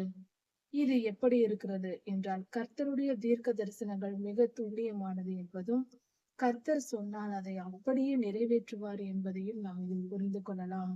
அதிலும் தீர்க்க தரிசனங்கள் உண்மை, சத்தியம் என்பதையும் நாம் தெரிந்து கொள்ளலாம். இந்த வேத பகுதியானது கர்த்தருடைய சிலுவை மரணத்தை துல்லியமாக எடுத்து சொல்லப்பட்டிருக்கிறது. கர்த்தர் சிலுவையில் மரித்தார். அவரை சுற்றி இருந்தவர்கள் என்ன செய்தார்கள், பொது ஜனங்கள் என்ன செய்தார்கள், அவர் எவ்வளவாய் துன்பப்பட்டார் என்பதை நேரில் பக்கத்தில் இருந்து பார்த்தது போல ஏசாயா தீர்க்கதரிசி எழுதியிருக்கிறார். ஆண்டவர் பிறப்பதற்கு 700 வருடங்களுக்கு முன்பே அவர் வாழ்ந்து முடித்து பரலோகம் சென்று விட்டார். அவர் பூமியில் இருக்கும் பொழுதே இந்த அளவுக்கு துல்லியமாய் தீர்க்க தரிசனம் கண்டு எழுதியிருக்கிறார். இப்படி எதிர்காலத்தை குறித்து, நடக்க போகிற காரியங்களை குறித்து எந்த மனுஷனால் சொல்ல முடியும்? தீர்க்க தரிசனங்கள் இல்லை என்று சொல்லுகிற சிலர் உண்டு. அப்படிப்பட்டவர்களை பார்த்து கேட்கிற கேள்வி, எதிர்காலத்தை இப்படி துல்லியமாக எந்த மனிதனால் சொல்ல முடியும்? கண்டிப்பாக முடியாது. மனிதர்கள் வாயிலிருந்து வார்த்தைகளாய் வரலாம், ஆனால் அவர்கள் தீர்க்கதரிசிகள். கர்த்தருடைய வார்த்தையை பெற்று சொல்லுகிறார்கள். ஒரு தரிசனம் காட்டப்படுகிறது, ஒரு வீடியோ போல கர்த்தர் தீர்க்கதரிசிகளுக்கு காட்டுகிறார். அந்த வீடியோவை பார்த்து அப்படியேதான் நாம் கனவு காண்பது போல. கனவு என்பதற்கும் தரிசனம் என்பதற்கும் பெரிய வித்தியாசம் இல்லை. கனவு என்றால் நாம் தூங்கும் போது நமக்கு வீடியோ காட்டப்படுகிறது, அதற்கு பேர் கனவு என்று சொல்லுகிறோம். நாம் விழித்திருந்து ஜெபிக்கும் பொழுதே கர்த்தர் நமக்கு சில காரியங்களை வீடியோவாக காட்டுவார். அதுதான் தரிசனம் என்று சொல்வது. இப்படி இதையெல்லாம் நாம் நம்ப வேண்டும். தூங்கும் போது நமக்கு காட்ட முடிந்த கர்த்தரால் விழித்திருக்கும் போது ஒரு தீர்க்கதரிசிக்கு அதை காட்ட அவரால் முடியும். அந்த அளவுக்கு அவர்களை அபிஷேகம் பண்ணி வைத்திருக்கிறார், ஆயத்தப்படுத்தி வைத்திருக்கிறார். நம் ஆவி, ஆத்மா, சரீரத்தை படைத்தவர் அவர். அதை எப்படி எப்படி பயன்படுத்த வேண்டும், என்பது அவருக்கு தெரியும். சரி, உறக்கம் என்பது நம்முடைய ஆவி சற்று பிரிந்த நிலை, அவ்வளவுதான். அது தொடர்பில் இருக்கும், கொஞ்சம் விலகி இருக்கும். அதுதான் தூக்கம் என்பது. இப்படி பல காரியங்கள் இருக்கிறது. அதனால் தீர்க்க தரிசனங்களை அற்பமா எண்ணக்கூடாது. இந்த தீர்க்க தரிசனம் உண்மையாய் பலித்தது, நடந்தது என்றால், அதே போல கர்த்தருடைய முதல் வருகை எப்படி நடந்ததோ, தீர்க்கதரிசி சொன்னது போல, ஏசாயா தீர்க்கதரிசி சொன்னது போல, அநேகம் தீர்க்கதரிசிகள் சொன்னது போல முதலாம் வருகை, கர்த்தருடைய முதலாம் வருகை நடந்தது. அதே போல இப்பொழுது இரண்டாம் வருகையை குறித்து வேதகால பரிசுத்தவான்களும் சொல்லி இருக்கிறார்கள். இன்று நம்மோடு கூட வாழ்ந்து கொண்டிருக்கிற தீர்க்கதரிசிகளும் சொல்லுகிறார்கள். அதையும் நாம் விசுவாசிக்க வேண்டும். விசுவாசித்து முதல் வருகையில் கர்த்தருடைய ஜனங்கள் யூதர்கள் கர்த்தரை அசட்டை பண்ணினார்கள். அவருடைய சிலுவை மரணத்தின் போது அவரை புரிந்து கொள்ளவில்லை. அவர் யார் என்று தெரிந்து கொள்ளாமல் இவர்கள் மிகுந்த தண்டனைக்கு உள்ளானார்கள். அதனால்தான் 2000 வருடமாக துன்பப்பட்டார்கள். கர்த்தரை ஏற்றுக்கொள்ளாத, கொடுமைப்படுத்தின பாவத்தை தான் நியாய தீர்ப்பாக பெற்றுக் கொண்டிருக்கிறார்கள்.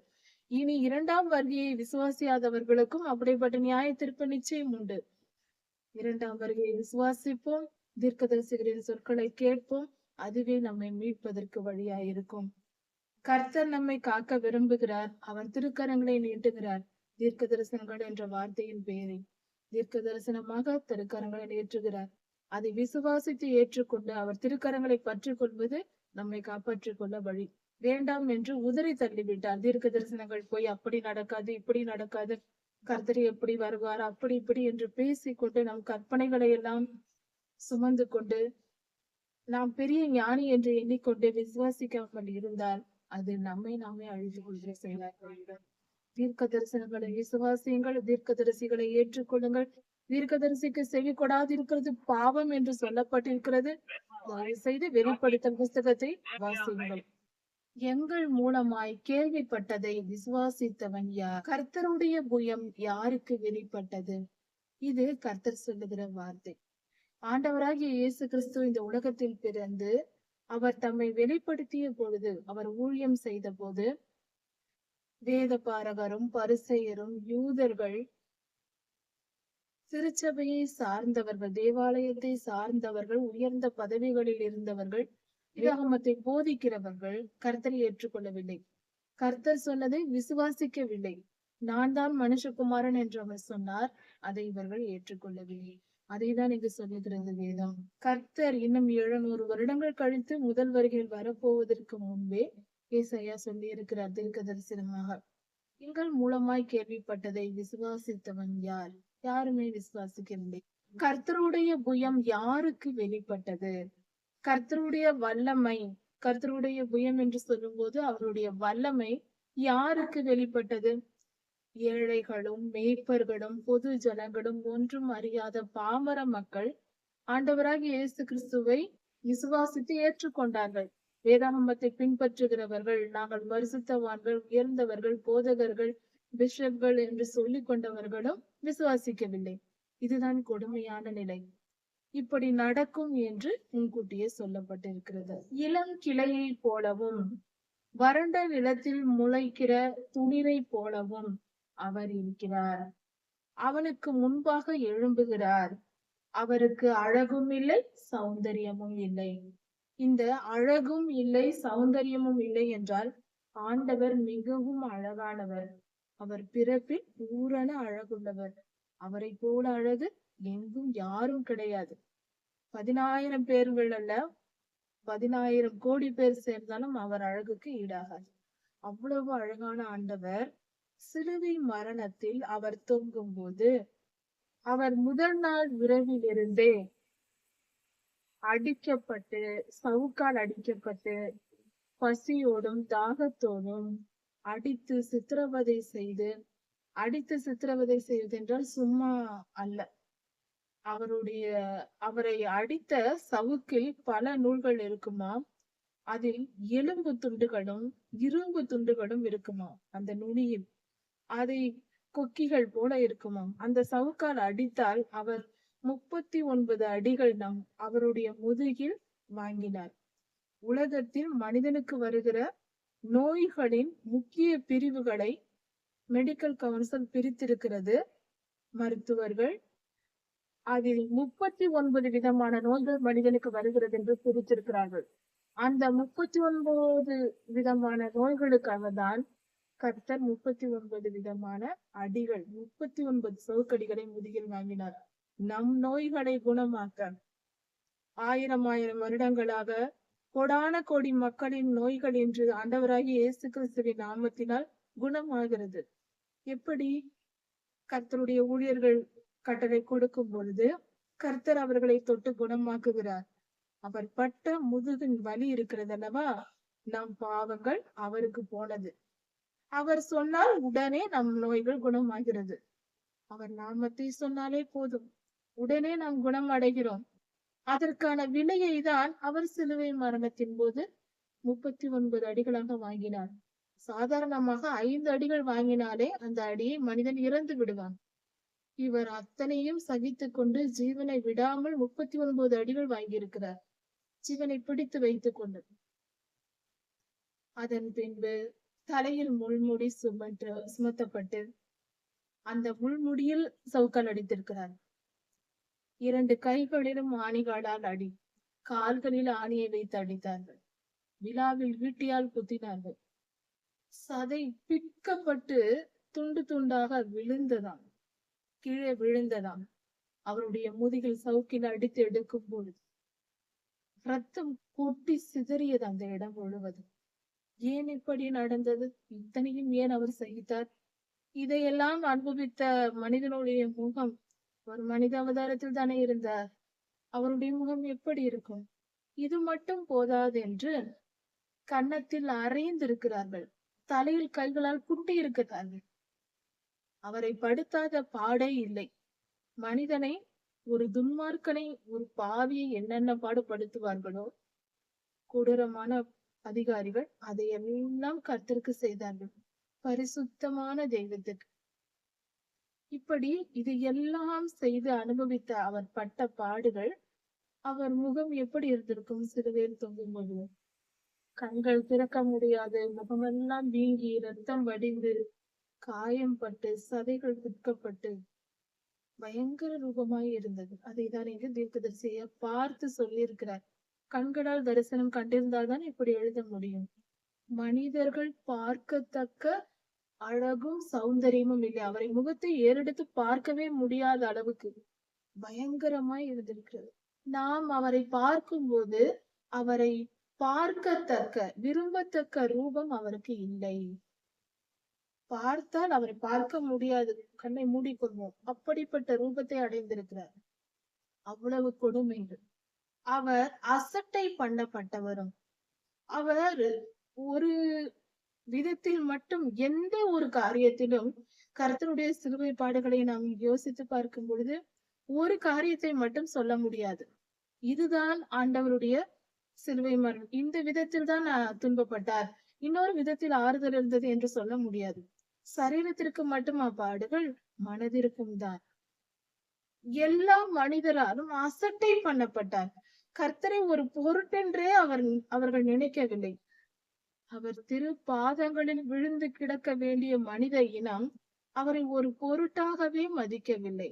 ஒரு வயதான முதியவர் இருக்கிறார், மிகவும் ஏழையா இருக்கிறார், உணவே இல்லாமல் இருக்கிறார், உணவுக்காக நம்மிடம் கையேந்தி வருகிறார் என்றால் சிலர் திமிராக அவர்களை புறக்கணிப்பார்கள். வேற வேலை இல்லையா போ என்று சொல்வார்கள்.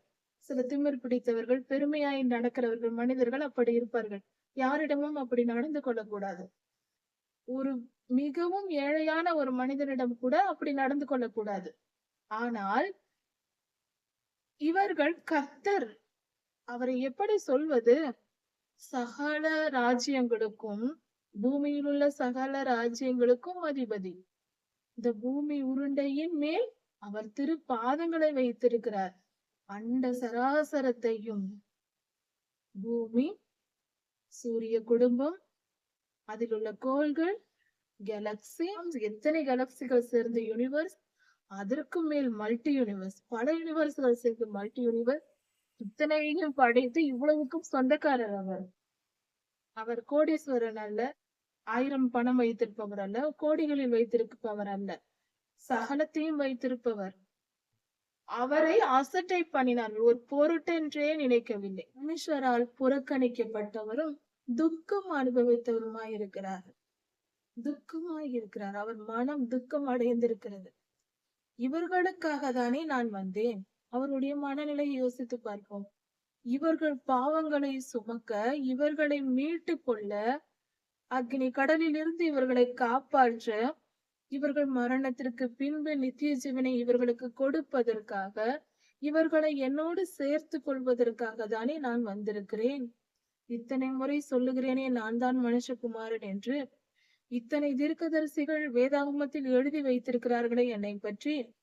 எல்லாம் படித்த பின்பும், இதையெல்லாம் தெரிந்த பின்பும், இதெல்லாம் அறிந்திருந்தும் என்னை இவர்கள் புறக்கணிக்கிறார்களே என்ற எண்ணம் அவருக்கு எவ்வளவு வேதனையை கொடுத்திருப்பார், எவ்வளவு துக்கம் அடைந்திருப்பார். எல்லாரும் விட்டு போனார்கள், ஒருவரும் அவருடன் இல்லை. ரோம போர் சேவகர்களுக்கு பயந்து எல்லோரும் ஓடி போனார்கள். இப்படி கர்த்தர் அவ்வளவு துக்கம் அடைந்திருந்தார். இருதயத்தில் எவ்வளவு துக்கம் இருந்திருக்கும், எவ்வளவு வேதனை இருந்திருக்கும். இவர்களுக்காக நான் இவ்வளவு பாடுபடுகிறேன், இவர்களோ என்னை விட்டு இப்படி விலகி போகிறார்களே, இவர்கள் என்னை ஏற்றுக்கொள்ளவில்லையே. இதில் என்ன கொடுமை என்றால், இன்று வரை இஸ்ரேலிலே இன்னும் யூதர்கள் மத்தியில், இஸ்ரவேலர்கள் மத்தியில் ஆண்டவராகிய இயேசு கிறிஸ்துதான் தெய்வம் என்று ஏற்றுக்கொள்ளாத ஜனங்கள் இன்னும் இருக்கிறார்கள். இன்று வரை நாம் வாழ்கிற இந்த காலத்திலும் கூட. அப்படி என்றால் அவர்கள் இன்னும் ரட்சிக்கப்படாமல் இருப்பது எவ்வளவு பெரிய காரியம், வேதனைக்குரிய காரியம். ஆனால் வேதம் சொல்லுகிறது, புறஜாதியார்களின் ரட்சிப்பு நிறைவாகும் வரைக்கும் கொஞ்ச காலம் கர்த்தரே இதை அமைதிப்படுத்தி வைத்திருக்கிறார் என்று. யூதர்கள் கண்களை திறக்காமல் வைத்திருக்கிறார். புறஜாதியாரின் ரட்சிப்பு, உலகெங்கும் இருக்கிற கர்த்தருடைய ஜனங்கள் ரட்சிக்கப்பட்ட பின்பு கடைசியில் யூதர்கள் ரட்சிக்கப்பட்டால் ஆண்டவருடைய 2ஆம் வருகை வந்துவிடும். அது வரைக்கும் கர்த்தர் தாமதப்படுத்தி கொண்டிருக்கிறார். கிருபையாக மற்ற மனிதர்கள் மேல் கிருபை வைத்து இரக்கம் பாராட்டி. கர்த்தர் எவ்வளவு நல்லவர். துக்கம் நிறைந்தவரும் பாடு அனுபவித்தவருமாய் இருந்தார். அவர் பட்ட பாடுகள் உச்சந்தலை முதல் உள்ளங்கால் வரை பாடுதான். உள்ளங்காலில் ஆணி அடிப்பு, உச்சந்தலையில் முள்முடி. சவுக்கினால் அடித்தது, ஆணி அடித்தது, கன்னத்தில் அறைந்தது, உமிழ்ந்தது. என்ன கொடுமை செய்யவில்லை. அவரை விட்டு நம்முடைய முகங்களை நாம் மறைத்து கொண்டோம். கர்த்தருக்கு முன்பாக நம்முடைய முகங்களை மறைத்து கொண்டோம். அவர் பாடுபட்டு கொண்டிருக்கிறார். ஓடி போய் அவர் காலடியில் நிற்கவில்லை. அவரோடு கூட கதறி அழவில்லை. நம் முகங்களை மறைத்து கொண்டு ஓடி போய்விட்டோம். இது இஸ்ரேல் தேசத்தில் நடந்தது. இப்படியே நடந்தது. இங்கு ஏசாயா தீர்க்க தரிசன புஸ்தகத்தில் சொல்லப்பட்டபடியேதான் மத்தேயு, மார்க்கு, லூக்கா சுவிசேஷ புஸ்தகங்களிலும் யோவான் வரைக்கும் சொல்லப்பட்டிருக்கிறது. இது தீர்க்க தரிசனம், அது நிறைவேறின செயல். இரண்டும் ஒன்றாக சமமாக இருக்கிறது. அவர் அசட்டை பண்ணப்பட்டிருந்தார். அவரை எண்ணாமற் போனோம். அவரை நினைத்து பார்க்கவில்லை. அவர் அருமையை உணரவில்லை. அவரை ஒரு பொருட்டென்று நினைக்காமல் கொண்டாடி மகிழ வேண்டிய நாம் அவரை ஒரு பொருட்டாகவே எண்ணாமல் எவ்வளவு மந்தமாய், கண்ணிருந்தும் குருடர்களாய் அந்த காலத்தில் மனிதர்கள் வாழ்ந்திருக்கிறார்கள். கர்த்தரை கண்டும் அறியாதவர்களாய் இருந்திருக்கிறார்கள். பாவமே காரணம். இச்சையும் பாவமும் மனிதனின் இருதயத்தில் வந்துவிட்டால் மனம் குருடாகி போய்விடும். கண் பார்வை இல்லாதவர்கள் கூட நல்லபடியாக வாழ முடியும். மனம் குருடானால் வாழ முடியாது. அது முற்றிலும் வாழ்வை அழித்து விடும். மனம் தெளிவா இருக்க வேண்டும். மெய்யாகவே அவர் நம்முடைய பாடுகளை ஏற்றுக்கொண்டு துக்கங்களை சுமந்தார். நம்முடைய பாடுகளை ஏற்றுக்கொண்டார், துக்கங்களை சுமந்தார். இது என்ன? அதாவது இந்த உலகத்தில் ஒரு காரியத்தை தெளிவாய் புரிந்து கொள்ள வேண்டும். இது விஞ்ஞானத்தின் அடிப்படையிலேயும் இது மிக சரியா இருக்கிறது. நியூட்டனுடைய 3ஆம் விதி சொல்வார்கள், every action should be equal and opposite reaction. எந்த ஒரு செயலுக்கும் அதற்கு சமமான எதிர்வினை உண்டு என்று சொல்வார்கள். அதைதான் வேதம் நமக்கு சொல்லியிருக்கிறது நீதி என்று. கர்த்தர் நீதி உள்ளவர். கண்ணுக்கு கண் பல்லுக்கு பல் என்பது அவருடைய நீதியா இருக்கிறது. நன்றாக தெரிந்து கொள்ள வேண்டும். இந்த கர்த்தருடைய கண்ணுக்கு கண் பல்லுக்கு பல் என்கிற நீதி என்ற வார்த்தையும் நியூட்டனின் 3ஆம் விதியும் மிக சரியாக இருக்கிறது. கர்த்தர் சொன்னதை தான் விஞ்ஞானி கண்டுபிடித்திருக்கிறார். இந்த உலகத்தில் எல்லா காரியங்களிலும் அப்படிதான் நடந்து கொண்டிருக்கிறது. சரி, இதை பிசிக்ஸ் இயற்பியல் ரீதியாக பார்த்தால் விஞ்ஞானி சொல்வது, வாழ்வியல் தத்துவத்தின்படியும் வேதம் நமக்கு சொல்லுகிறது, இந்த உலகத்தில் எல்லா விதத்திலும் இப்படிதான் நடக்கிறது. மனிதர்கள் தீமை செய்யும் பொழுது அந்த தீமைக்கேற்ற பலன் இந்த உலகத்தில் ஆதாம் ஏவாள் முதல் மனிதர்களாய் இருந்தார்கள். நம்முடைய ஆதி தகப்பன், ஆதி பெற்றோர்கள், அவர்கள் செய்த பாவத்தின் நிமித்தம் எல்லாருடைய அவர்கள் இரத்தத்திலிருந்து பிறந்தவர்கள் தான் நாம் எல்லாரும். அந்த டிஎன்ஏ கோடிங் தான் நமக்கு வருகிறது. அப்படி இருக்க அந்த பாவ சுபாவம் எல்லோருக்குள்ளும் இருக்கிறது. இந்த பாவ சுபாவங்கள் நமக்குள் இருக்கும் பொழுது பாவிகள் பரலோகத்திற்குள் நுழைய முடியாது. ஒரு மனிதன் பாவியாய் பிறக்கும் பொழுதே பாவியாய் இருக்கிறான், கடைசி வரை பாவியாக வாழ்கிறான். பாவியாகவே மரித்த மனிதனுடைய உயிர், அந்த ஆத்துமா பரலோகத்திற்கு போய் நிற்க முடியாது. அங்கு அனுமதி கிடையாது. பரலோகம் பரிசுத்த இடம், அங்கு பரிசுத்தவான்களுக்கு இடம். அது கர்த்தர் சொல்லி இருக்கிறது. அப்படியானால் இந்த மனிதர்கள் அங்கு போக வேண்டும் என்றால் இவர்கள் இரத்தத்தில் இருக்கிற அந்த டிஎன்ஏ கோடிங் மாற வேண்டும். நன்றாக கவனிப்போம். அதாவது முதல் ஏவாள் அம்மா ஒரு உணவை புசித்தார்கள், ஒரு பழத்தை சாப்பிட்டார்கள். அந்த பழம் ஒரு மரத்தின் பழம். நன்றாக கவனிக்கவும், ஒரு மரம், அதில் ஒரு பழம். சாத்தானால் ஏவப்பட்டு அந்த பழத்தை சாப்பிட்டார்கள். பாவம் உலகத்திற்கு வந்தது. 3500 வருடங்களுக்கு பின்பாக சிலுவை என்னும் ஒரு மரம், ஒரு மலையில் இருந்த சிலுவையில் இருந்த ஒரு மரம், அந்த மரத்தில் ஒரு கனியை போல ஆண்டவராய் இயேசு கிறிஸ்து தொங்கினார். அவருடைய சரீரம் பிற்கப்பட்டது, அவருடைய ரத்தம் சிந்தப்பட்டது. விசுவாசத்தோடு திருவிருந்தில் நாம் அவருடைய சரீரத்தையும் இரத்தத்தையும் புசிக்கிறோம். எப்படி நன்மை தீமை அறியும் கனியை புசித்து பாவம் நமக்குள் வந்ததோ, அதே போல முள்ளை முள்ளால் எடுப்பது போல நாம் சாப்பிட்ட நன்மை தீமை அறியும் கனி, மனிதன் சாப்பிட்ட நன்மை தீமை அறியும் கனி உள்ளுக்குள் சென்று பாவத்தை உண்டாக்கியது, நம் இரத்தத்தை பாவ சுபாவமாக்கியது. அதனால் நாம் துர்க்குணத்தோடு திரிகிறோம். நம் இரத்தத்தில் இருக்கிற டிஎன்ஏ தான் நம்மளுடைய குணாதிசயங்களை நிர்ணயிக்கிறது என்பது இன்று விஞ்ஞானம் தெளிவாக கண்டுபிடிக்கப்பட்டு சொல்லிவிட்டது. அது நமக்கு தெரிந்தது.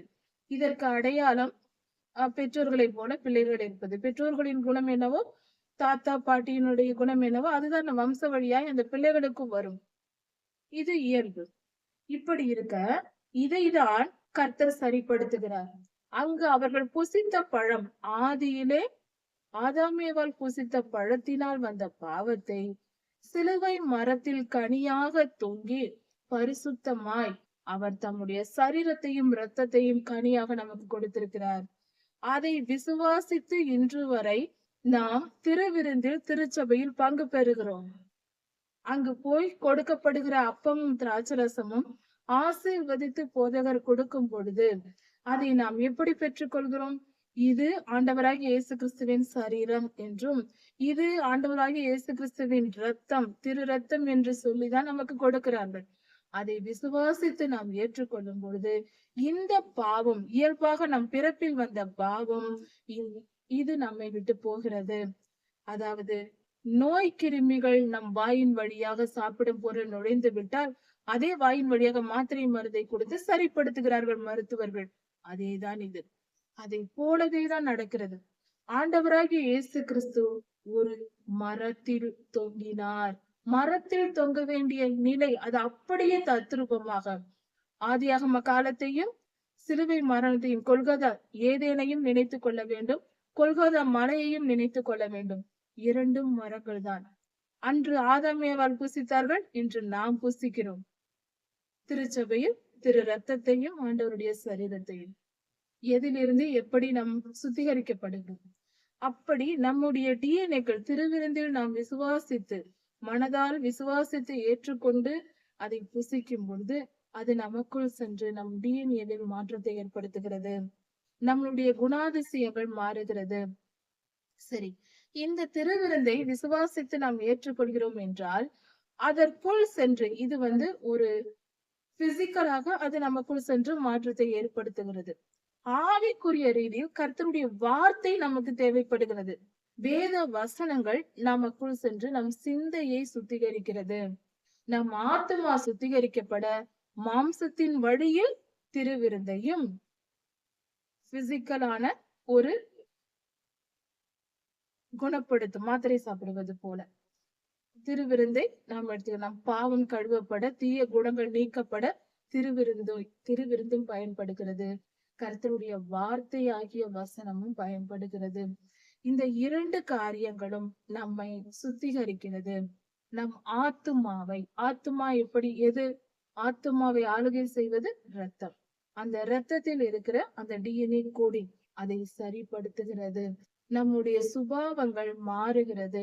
நம் பெற்றோர்களிடத்தில் உண்மையாய் மனம் திரும்பி ரட்சிக்கப்பட்ட கிறிஸ்தவர்கள் தங்கள் பழைய வாழ்க்கையை வாழ்ந்து கொண்டிருக்க மாட்டார்கள். நாள் ஆக ஆக பரிசுத்தம் அடைந்து கொண்டே இருப்பார்கள். ஒரு 10 வருடம் 20 வருடம் கழித்து பார்த்தால் அவர்கள் பெற்றோர்களிடத்தில் இருந்த துர்க்குணங்கள் இவர்களிடத்தில் இருக்காது. பெற்றோர்கள் பொய் சொல்லுகிறவர்களாய் இருப்பார்கள். தூஷண வார்த்தை பேசுகிறவர்களாய் இருப்பார்கள். கண்களின் இச்சைக்கு இடம் கொடுக்கிறவர்களாய் மற்ற இச்சைகளுக்கு இடம் கொடுக்கிறவர்களாய் இருப்பார்கள்.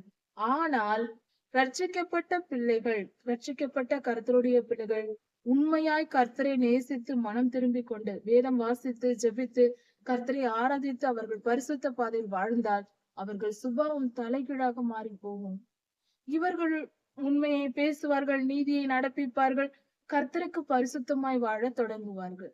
அவர்கள் பரிசுத்தம் அடைந்து கொண்டே வருவார்கள். ஒரு நாளுக்கு நாள் ஒவ்வொரு நாளும் ஒவ்வொரு வருடமும் அவர்கள் பரிசுத்தம் அடைவார்கள். இதுதான் ஆண்டவராகிய இயேசு கிறிஸ்துவின் சரீரத்தையும் இரத்தத்தையும் புசிப்பதினால் நாம் மறுரூபம் அடைவது. வேத வசனங்கள் நமக்குள் சென்று நம்ம ஆவியை சுத்திகரிப்பது. இந்த இரண்டும் சேர்ந்து நம்ம ஆத்துமா பரிசுத்தம் அடைகிறது. ஆவியின் வழியில் ஆத்துமா பரிசுத்தம் அடைகிறது. சரீரத்தின் பாதையிலும் திருவிருந்தினால் நம் ஆத்துமா சுத்திகரிக்கப்படுகிறது. மொத்தத்தில் நம்ம ஆத்துமா இப்படியாக சுத்திகரிக்கப்படுகிறது. இப்படி சுத்திகரிக்கப்பட்ட பரிசுத்த ஆத்துமாதான் மரணத்திற்கு பின்பு அல்லது எடுத்துக்கொள்ளப்படுதலில் கர்த்தருடைய ராஜ்யத்தில் சேர முடியும், பரலோகத்திற்கு போக முடியும். ஆத்துமா பரிசுத்தமாகாமல் நம்மால் சுலபமாக கண்டுபிடித்து விடலாம். நாம் பரலோகத்திற்கு போவோமா போக மாட்டோமா என்று அடுத்தவர்களிடத்தில் கேட்க தேவையே இல்லை. சுலபமாக நம்மை நாமே அறிந்து கொள்ளலாம். நம்மிடத்தில் பாவத்தின் மேல் விருப்பம் இருக்கிறதா? நன்றாக புரிந்து கொள்வோம். நம்மிடத்தில் சில பாவங்கள், குறைகள், குற்றங்கள் இருக்கலாம். வேதம் வாசிக்க தினமும் 1 மணி நேரம் நினைப்போம். சில நேரங்களில் முடியாமல் இருக்கலாம். நம்மை குற்ற உணர்வு வரும். அது அல்ல, அதெல்லாம் பாவம் அல்ல, அப்படி அல்ல. அதாவது நாம் மனம் திரும்பி கொண்டுதான் இருப்போம் உயிர்ந்து உள்ள வரைக்கும். அதாவது பாவத்தின் மேல் விருப்பம் இல்லாத நிலை. நம்மிடத்தில் தவறுகள் இருக்கலாம், மீறுதல்கள் இருக்கலாம். அதெல்லாம் கருத்து நாம் ஒவ்வொரு நாளும் திருத்திக் கொண்டிருப்போம். நமக்கு விருப்பம் மட்டும் அதில் இருக்கக்கூடாது. விருப்பம் இருப்பது என்றால் நான் முழுமையாய் பரிசுத்தமாய் வாழ்வேன், கர்த்தருக்கு பிரியமாய் வாழ்வேன் என்ற முடிவு நமக்குள் இருந்தால் நாம் பரிசுத்தவான்கள். கர்த்தர் நம்மை பரிசுத்தவானாக தான் பார்ப்பார். ஆனால் நம்முடைய செயல்களில் தவறுகள் இருக்கலாம். சில நேரம் கோபப்பட்டு விடுவோம், சில நேரம் பொறுமை இல்லாமல் இருந்து விடுவோம், சில நேரம் பொய்யான வார்த்தைகள் அல்லது பிறரை கடிந்து கொண்டு பேசி விடுவோம். இப்படி ஏதாவது நடந்தால் இவைகள் எல்லாம் சரிப்படுத்தப்படும். எதிர்காலத்தில் சொல்லி திருத்துவார், வசனத்தின் மூலம் பேசி திருத்துவார் கர்த்தர். இல்லை என்றால் 2 அடி போட்டு சில துன்பங்களை குறித்து சரிப்படுத்தி விடுவார். ஆனால் நமக்கு அந்த தீய குணங்களின் மேல் விருப்பம் மட்டும் இருக்கவே கூடாது. என்று நாம் அதை வெறுக்க தொடங்குகிறோமோ, நம் மனதால் தீமையை வெறுக்க தொடங்கிவிட்டால் நாம் பரிசுத்தவான்கள் ஆகிவிட்டோம், கர்த்தருடைய ராஜ்யத்திற்குள் போக போகிறோம் என்று பொருள். அதாவது தீமையை விரும்பாதே, இதுதான் கர்த்தர் நமக்கு சொல்வது. நாம் விருப்பத்தை எடுத்து விட்டால், நாம் அதை விரும்பி கொண்டிருந்தால் நம்மை கர்த்தர் சுத்திகரிக்க மாட்டார். பொய் பேசுவதை நான் விரும்பினால் கர்த்தர் என்னை அந்த பொய்யிலிருந்து விலக்க மாட்டார். நான் பொய்யை வெறுக்க வேண்டும். இன்று நான் என் வாழ்க்கையில் பொய்யே பேச மாட்டேன், எனக்கு பொய்யே வேண்டாம் என்று நான் வெறுத்து விட்டால் நேற்று நான் வெறுத்து முடிவெடுத்திருப்பேன். உடனே இன்று தவறுதலாக ஒரு வெறுத்தேன், ஆனாலும் இன்று நான் போய் பேசி இருப்பேன். அப்பொழுது மனம் திரும்பி மனம் திரும்புதல் வந்துவிடும். கர்த்தர் திருத்தி விடுவார். 1 நாள், 2 நாள், 1 மாதம், 6 மாதம், 1 வருடம் ஆண்டவர் திருத்தி விடுவார் அந்த கால பொழுதில். எனக்கு நேற்றே அந்த விருப்பம் போய்விட்டது. உடனே கர்த்தர் நம்மை சுத்திகரிக்க தொடங்கி விடுவார். ஒருவேளை பொய் பேசாமல் எல்லாம் இருக்க முடியாது. அதெல்லாம் இந்த காலத்தில் நடக்க முடியுமா என்று நான் பொய் பேச வேண்டும் என்று முடிவெடுத்திருந்தால் அந்த பொய் நம்மிடத்திலே தான் இருக்கும், போகாது. கர்த்தர் அதை எடுக்க மாட்டார். நாம் தான் அதை இறுக்கி பிடித்துக் கொண்டிருக்கிறோமே. சரி, அவர்களை நான் கட்டாயப்படுத்த மாட்டேன் என்று கர்த்தர் விலகி விடுவார். இப்படிதான் ஒவ்வொரு பாவம், பொய் மட்டுமல்ல, எல்லா பாவமும் இப்படிதான். எல்லா பாவத்தையும் நாம் எப்பொழுது வெறுக்கிறோமோ அதிலிருந்து விடுபட தொடங்குவோம். ஒரே நாளில் முடியாது. கொஞ்சம் கொஞ்சமாக கர்த்தர் நம்மை வழி நடத்தி சுத்திகரித்து விடுவார். அந்த பொய் துளி கூட நம்மை வராத அளவுக்கு நம்மை சுத்திகரித்து விடுவார். அதெல்லாம் அவர் பார்த்துக் கொள்வார். பரிசுத்த ஆவியானவர் நம்மை வழி நடத்துவார். நாம் இணங்கி முடிவெடுத்து மனதை கட்டுப்படுத்தி நாம் இருக்க வேண்டும். அவர் கற்றுத் தருவார். அந்த வித்தையெல்லாம் பரிசுத்த ஆவியானவர் நமக்கு கற்றுத் தருவார், பரிசுத்தப்படுத்தி விடுவார். அவர் சர்வ வல்லமை உள்ளவர், நிச்சயம் செய்வார், பயப்பட தேவையில்லை. ஆனால் ஒரு காரியம், அந்த விருப்பம் மட்டும் நமக்குள் இருக்கக்கூடாது. பாவத்தை விரும்பாதவர்கள் எல்லாம் பரிசுத்தவான்கள். பாவத்தை விரும்பினால் நாம் பாவிகள். பாவத்தை விருப்பத்தை மட்டும் விட்டுவிட்டால் போதுமானது. இப்படி நாம் செய்த பாவங்களுக்கு தண்டனையை நாம் பெற்றே தீர வேண்டும். ஆனால் அதை பெற்றால் நாம் பரலோகம் போக மாட்டோம். அந்த பாடுகளை தாங்கும் வல்லமை நம்மிடத்தில் இல்லை. அக்கிரமம் செய்ய நம்மால் முடிகிறது. அதற்குரிய தண்டனை கொடுத்தால் வாங்க நமக்கு பலன் இல்லை. தோற்று போய் இறந்து விடுவோம். அக்னி கடலுக்கு தான் போவோம், பரலோகம் செல்ல முடியாது. அதனால்தான் ஆண்டவர் வந்தார். நம் பாடுகளை, நாம் அனுபவிக்க வேண்டிய துன்பங்களை, துயரங்களை சிலுவையில் அவர் மரித்து முடித்து விட்டார். எல்லாவற்றையும் ஏற்றுக்கொண்டார். எல்லா தண்டனையும் கர்த்தாவே பிதாவாகிய தேவனிடத்தில் சொன்னார், இந்த மனிதர்களுக்காக இவர்கள் பாவங்களை நான் சுமக்கிறேன், என்னை நான் பலியாக ஒப்பு கொடுக்கிறேன் என்று தம்மை தாமே பரிசுத்த பலியாய் ஒப்பு கொடுத்தார். அவர் பரிசுத்தமாய் இருந்ததினால் பாவங்கள் எல்லாம் அவர் மேல் சுமத்தப்பட்டது. அதாவது நாம் பாவம் செய்தால் அந்த பாவத்திற்கு அந்த பொல்லாத ஆவி, சம்பந்தப்பட்ட பொல்லாத ஆவி, பொய் பேசினால் பொய்யின் ஆவி வரும், திருடினால் திருட்டின் ஆவி வரும். இப்படி ஒவ்வொரு வித பாவங்களுக்கும் ஒவ்வொரு விதமான ஆவிகள் நம்மை ஆளுகை செய்ய தொடங்கும்.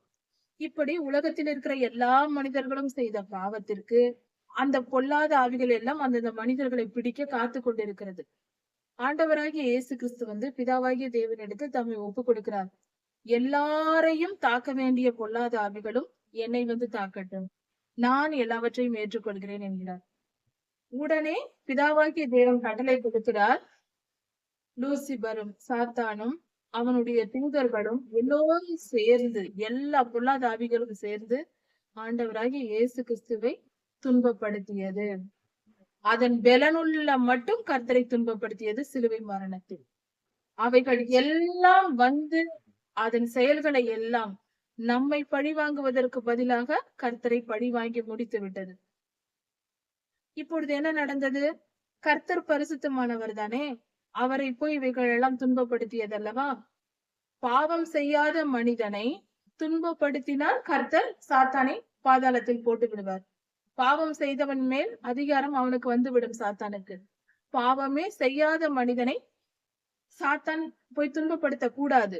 தேவ கட்டளையை இவன் மீறிவிட்டான். அதனால் அவன் தலை நசுக்கப்பட்டது, பாதாளத்தில் அடைக்கப்பட்டான். வலுசற்பத்தின் பற்கள் பிடுங்கப்பட்டது என்று சொல்லலாம். அவன் பாதாளத்தில் அடைக்கப்பட்டான். அவனுடைய வல்லமை பிடுங்கப்பட்டது. அவன் பல் பிடுங்கின பாம்பு. இப்பொழுது இதுதான் சிலுவை மரணத்தில் நடந்தது. நம்மை கொடுமைப்படுத்துவதற்கு பதிலாக கர்த்தரை கொடுமைப்படுத்தினார். இதைதான் வேதவசனம் சொல்லுகிறது, நம்முடைய பாடுகளை அவர் சுமந்தார் என்று. சாத்தானால் நாம் துன்பப்படுத்துவதற்கு பதிலாக கர்த்தரே அவைகளை ஏற்றுக்கொண்டார். அந்த துன்பத்தை ஏற்றுக்கொண்டார். அந்த பாடுகளை அவர் ஏற்றுக்கொண்டதினால் தேவ நீதி நிறைவேறியது. தேவ நீதி நிறைவேறிவிட்டது. அதாவது சரீரத்தின்படி ஒரு மனிதன் ஒரு முறை சிலுவையில் மரித்தார்.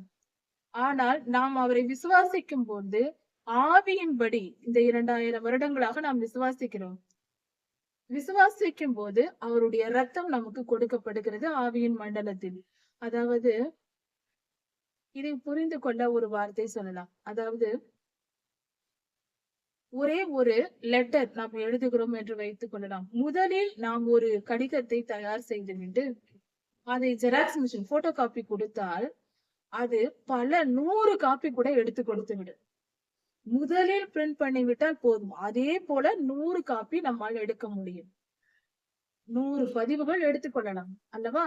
அது போல ஆவியின் மண்டலத்தில் 100 வந்துவிடும். அதற்கு அவ்வளவு நாம் பிரயாசப்பட தேவையில்லை. முதலில் எழுதப்படும் கடிதம் அதற்கு எல்லா காரியங்களும் நாம் கவனித்து நீண்ட நேரம் ஆகும். அதிக உழைப்பு தேவைப்படும். ஆனால் மற்ற 100 காப்பிகளும் சுலபமாக எடுத்துக்கலாம். இதுதான் ஆவியின் மண்டலம்.